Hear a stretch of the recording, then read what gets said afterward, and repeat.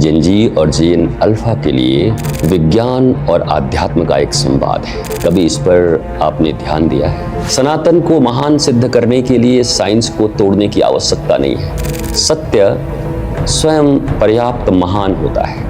आपके मन को आप चलाओगे या एल्गोरिदम चलाएगा, ये प्रश्न रहेगा। एक दिन 24 घंटे का एक एक्सपेरिमेंट करते हैं। सुबह उठते ही फोन नहीं देखेंगे। आज अपने माता पिता को प्रेम से देखेंगे और सोने से पहले स्वयं से पूछो, आज मैंने अपने भीतर से क्या डिलीट किया।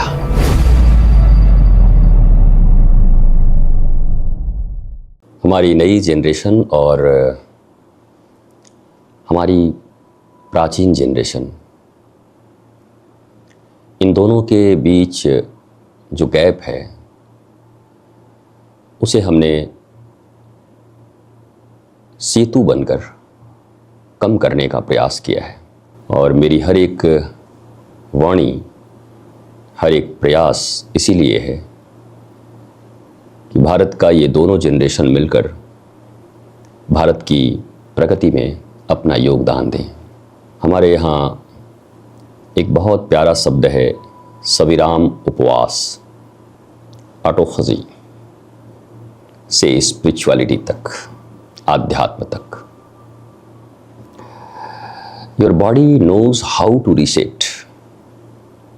Do you?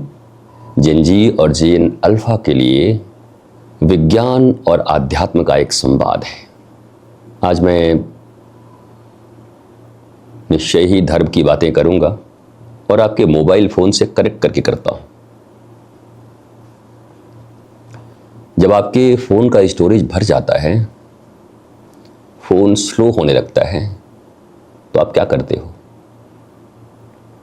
Delete, clear, cash, remove, junk, update, restart.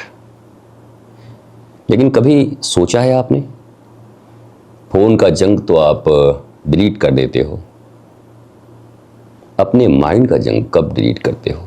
कभी इस पर आपने ध्यान दिया है? पुरानी नाराजगी, comparison, jealousy, rejection, anxiety, ego, endless scrolling, दूसरों की ओपिनियंस, क्या इनको कभी आप डिलीट कर पाते हो? इनकी गैस कौन क्लियर करेगा?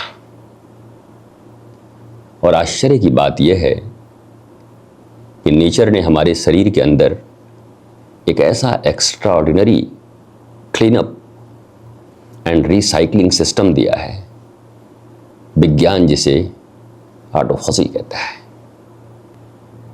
सविराम उपवास, ये ग्रीक वर्ड है। ऑटो मीन्स सेल्फ, फाजी मीन्स भक्षण, खुद का भक्षण। बॉडी के अंदर जब आप एक निश्चित समय तक विराम देते हो, उपवास देते हो, तो वो जो सेल्स हैं वो डैमेज सेल को खुद खा लेती हैं और आपके बहुत सारे रोग ठीक होने लगते हैं। Your body has its own recycling system, auto, self and phagy eating, self eating. साधारण भाषा में, बहुत गांव की भाषा में भी आप समझ सकते हैं कि हमारी कोशिकाएं अपने पुराने डैमेज्ड या अननेसेसरी कंपोनेंट्स को तोड़कर उनके उपयोगी पदार्थों को रिसाइकल करती रहती है, कर सकती है अगर आपने उसे मौका दिया। इस सेलुलर रिसाइकलिंग मैकेनिज्म को समझने में महत्वपूर्ण शोध के लिए जापानी वैज्ञानिक योशिनोरी ओशुमी को 2016 का नोबेल प्राइज इन फिजियोलॉजी और मेडिसिन का दिया गया था, आपको याद होगा। अब जरा सोचिए, जिस शरीर में ईश्वर ने माइक्रोस्कोपिक लेवल पर भी वेस्ट मैनेजमेंट सिस्टम रखा, क्या जीवन के लिए कोई इनर क्लीनिंग सिस्टम नहीं होगा?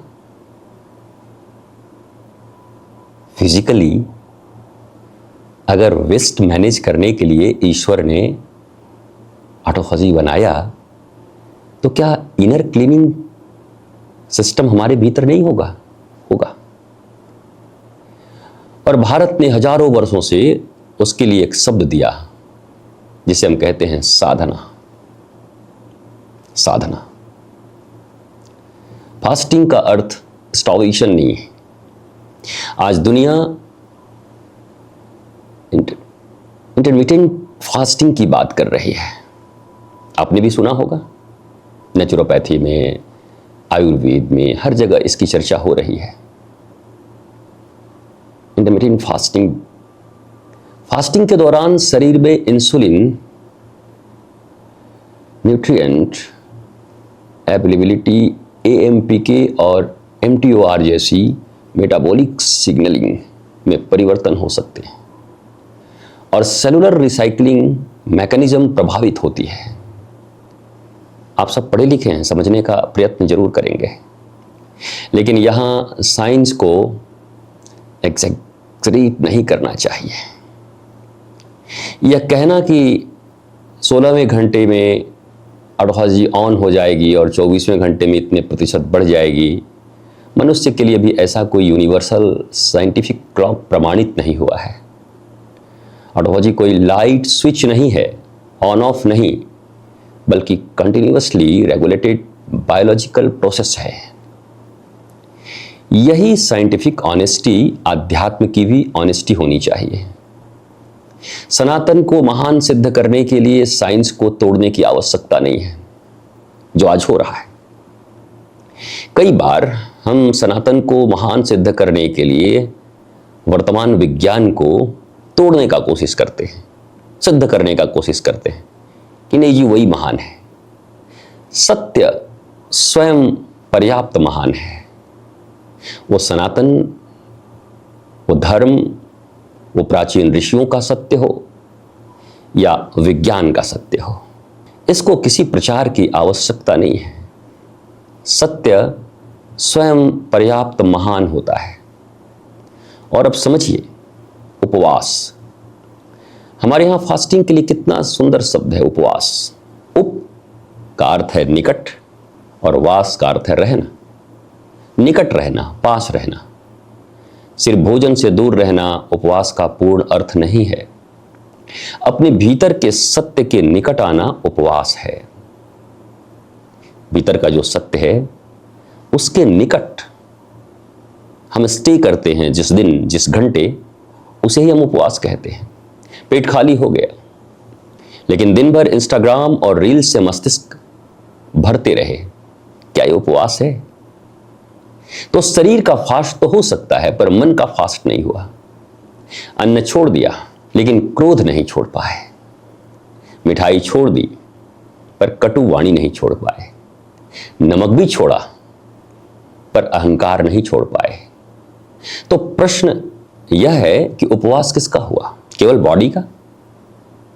हमारे यहां एकादशी उपवास का बड़ा महत्व है।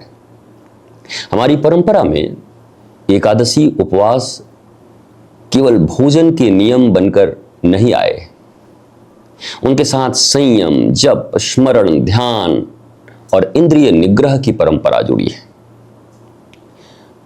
हमें यह दावा नहीं करना चाहिए कि प्राचीन ऋषियों ने आधुनिक मॉलिक्यूलर बायोलॉजी का टर्मिनोलॉजी में ऑटोफेजी खोज ली थी, लेकिन इतना अवश्य कह सकते हैं कि जिस संयम को भारतीय परंपरा ने जीवन शैली बनाया, आधुनिक विज्ञान आज फास्टिंग के अनेक मेटाबॉलिक और सेलुलर इफेक्ट्स को अपनी भाषा में समझ रहा है।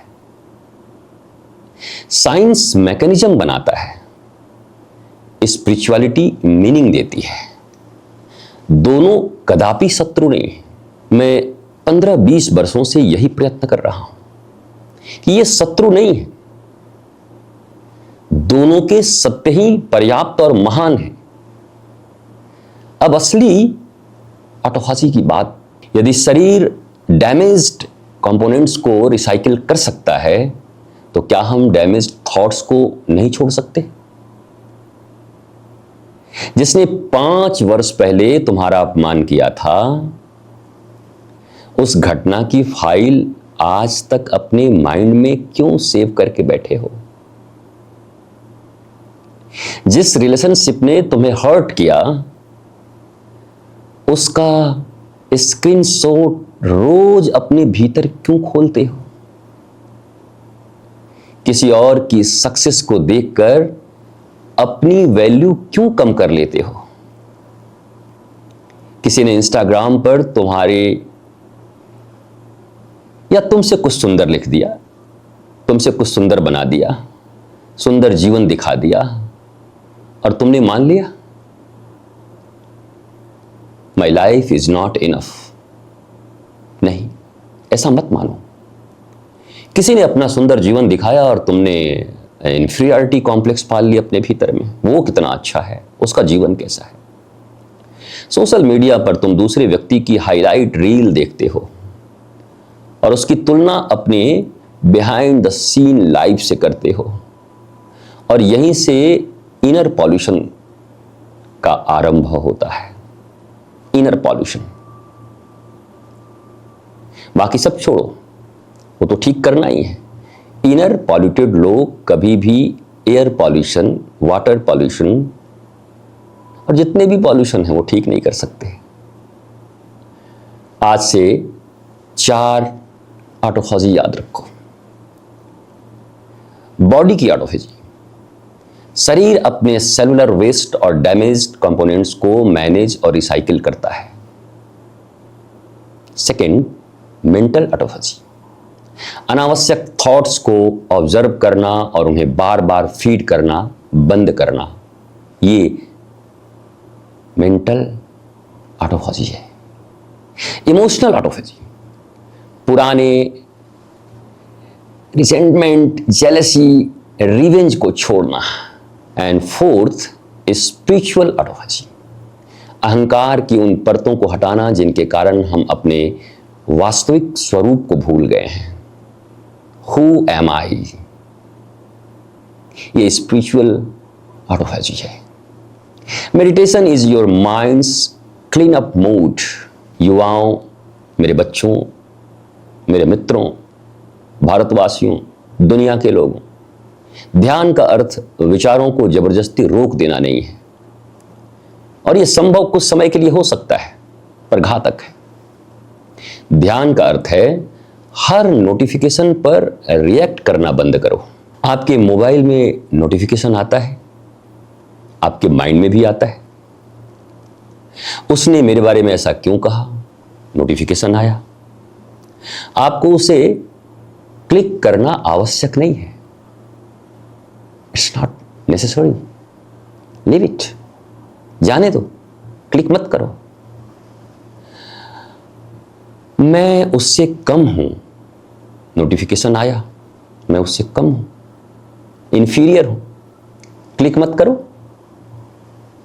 मुझे अभी जवाब देकर उसे नीचा दिखाना है, यह नोटिफिकेशन आया है, लीव इट, क्लिक मत करो, स्वाइप अवे। और यही अवेयरनेस की शुरुआत है। अवेयरनेस। एआई के युग में सबसे बड़ी शक्ति क्या होगी? आने वाले वर्षों में एआई आपकी बहुत सी इंफॉर्मेशन प्रोसेस कर देगा। मशीन शायद आपसे तेज कैलकुलेट करेंगी, अभी भी कर रही हैं। एल्गोरिदम्स आपसे तेज पैटर्न्स पहचानेंगे। लेकिन एक प्रश्न तब भी रहेगा, आप अपने मन को कौन चलाएगा, आप या एल्गोरिदम? आपके मन को आप चलाओगे या एल्गोरिदम चलाएगा? यह प्रश्न रहेगा, और अभी भी है। यदि आपका अटेंशन कोई और कंट्रोल कर रहा है, तो टेक्नोलॉजी आपके हाथ में होते हुए भी आपका जीवन आपके हाथ में नहीं है। टेक्नोलॉजी तो आपके हाथ में है, पर आपका जीवन आपके हाथ में नहीं है।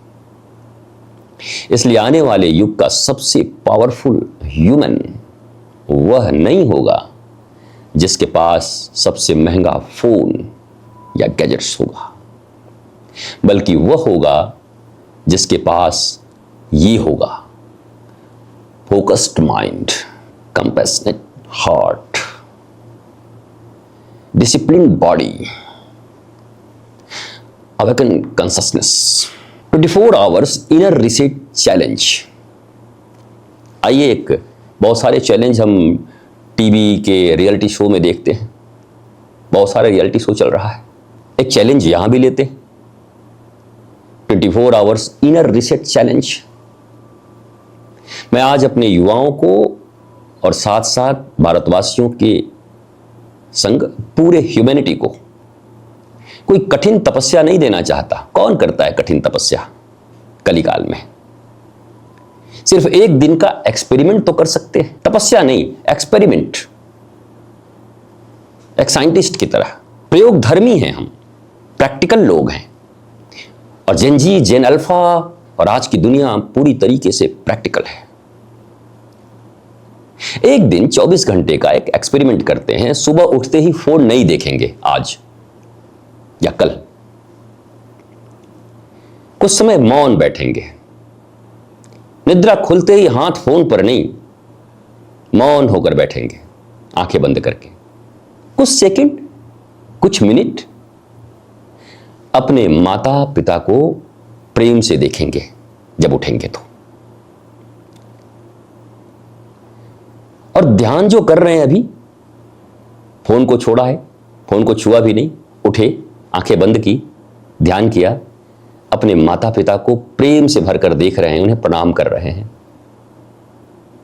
गुरु और गोविंद ईश्वर ये मानने की बाध्यता नहीं है, वो हैं तो पहले उनको प्रणाम कर लिया, प्रेम से देखा उनको, माता पिता को प्रणाम किया।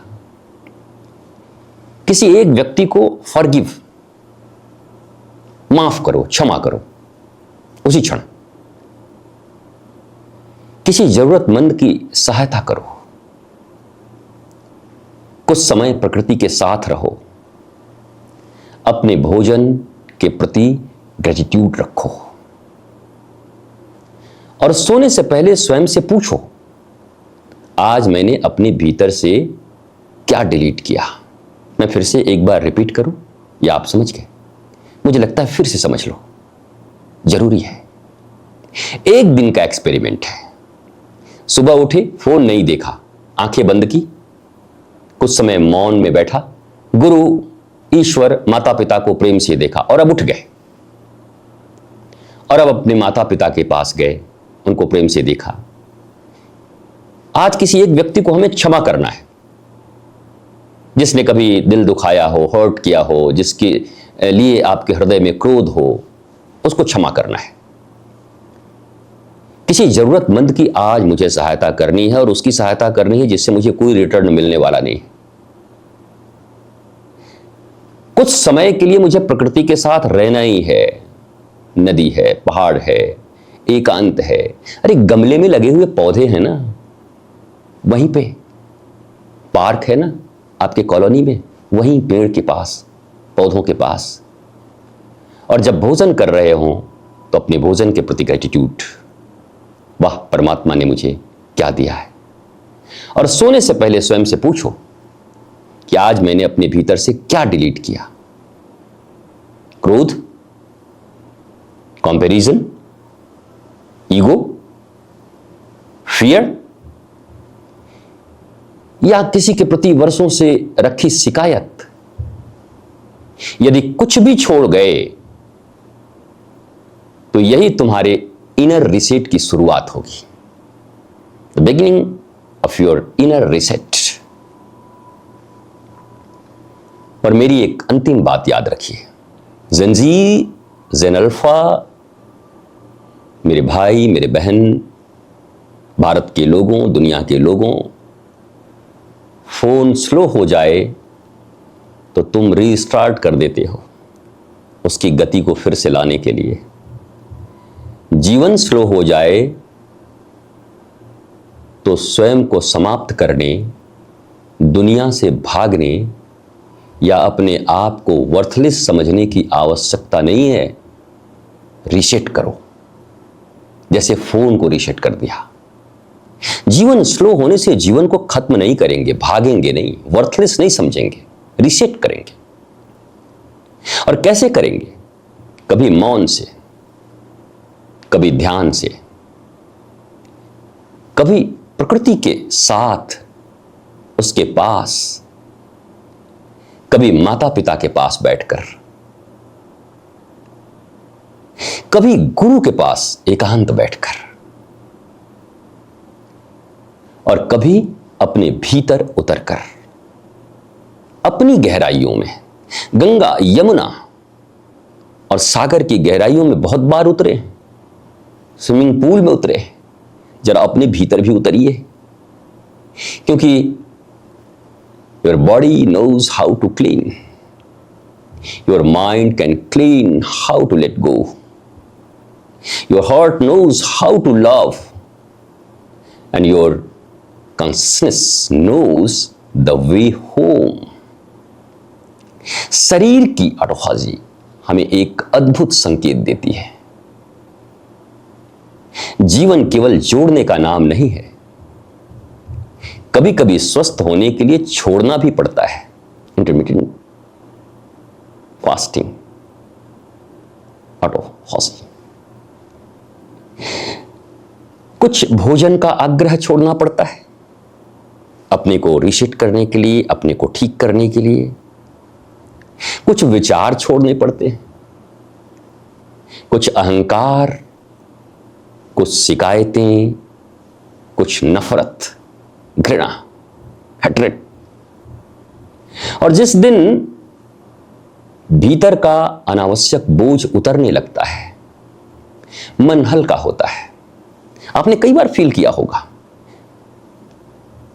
भीतर का अनावश्यक बोझ जब उतरता है तो मन बहुत हल्का लगता है, हृदय विशाल होता जाता है और मनुष्य स्वयं के अधिक निकट पहुंचने लगता है। उपवास, उपधनवास, स्वयं के निकट, आत्मा के निकट, सत्य के निकट, जिन्हें परमात्मा कहते हैं, जिन्हें गुरु कहते हैं। इसलिए मैं आज की जनरेशन से केवल इतना ही कहूंगा, don't just upgrade your phone, upgrade your consciousness. Don't only clear your stories, clear your heart. Don't just detox your body. Detox your attention. Or don't merely fast from food. Sometimes fast from anger, hatred, ego, and endless scrolling.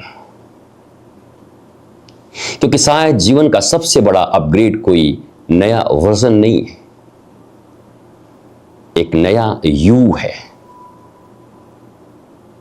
नया आई। Who am आई? मुझे विश्वास है कि हमारी प्राचीन सनातन परंपरा, ऋषियों की परंपरा,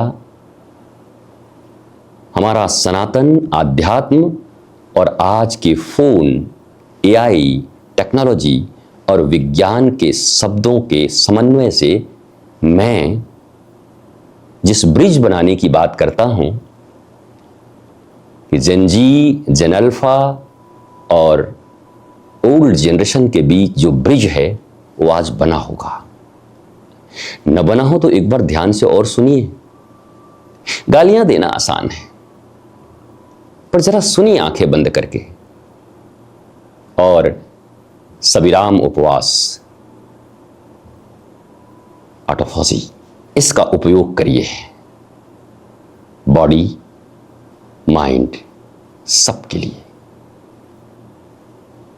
और मुझे विश्वास है कि आप एक आनंदित, आह्लादित और एंडलेस हैप्पीनेस की ओर अपनी यात्रा प्रारंभ कर रहे होंगे। हरिओम। नमः पार्वती पतये। हर हर हर महादेव। जेन जी, जेन अल्फा भारत माता की जय। वंदे मातरम।